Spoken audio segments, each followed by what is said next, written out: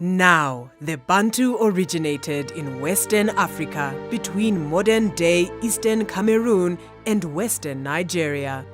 The Bantu were and are an African people which encapsulate over 500 different ethnic groups, all of whom speak one or more of the 500 Bantu languages, inclusive of Zulu, Shona, and Swahili.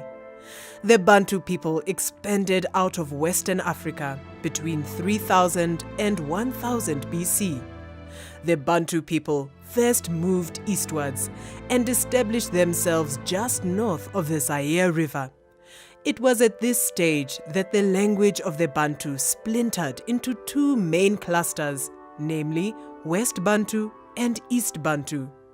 These two sections of the Bantu people then migrated separately.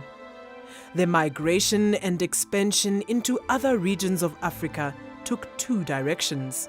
The first groups moved southward and soon occupied the regions of modern-day Angola, Zambia, and Congo.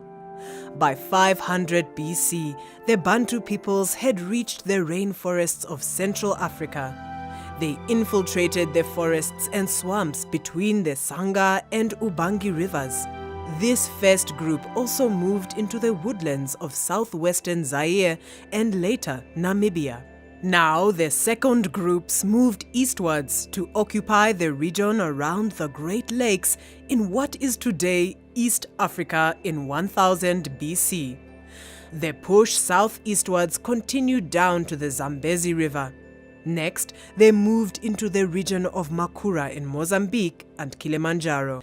The Bantu expansion reached South Africa, probably as early as 300 AD. The mass migration lasted over 2,000 years, and the Bantu people eventually went on to set up many powerful African kingdoms, inclusive of the Mutapa Empire and Great Zimbabwe in southern Africa.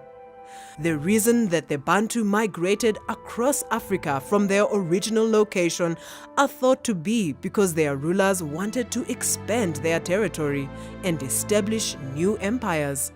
Also, the fertile grasslands of the Sahara began to dry up, and the Bantu wanted to use the iron working that they had perfected in Western Africa in agricultural development in new areas.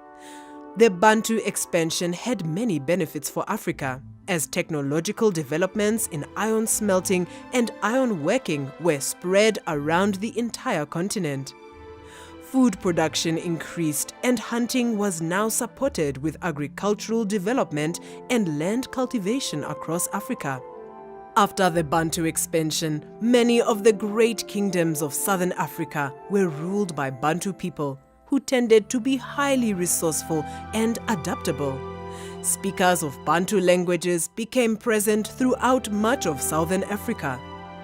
Two main groups developed: the Sotho-Tswana, who lived in the interior plateau, and the Nguni, Xhosa, Zulu, Swazi, who occupied the eastern coastal plains. This great expansion provided the foundations for what would become the composition of African peoples across the continent.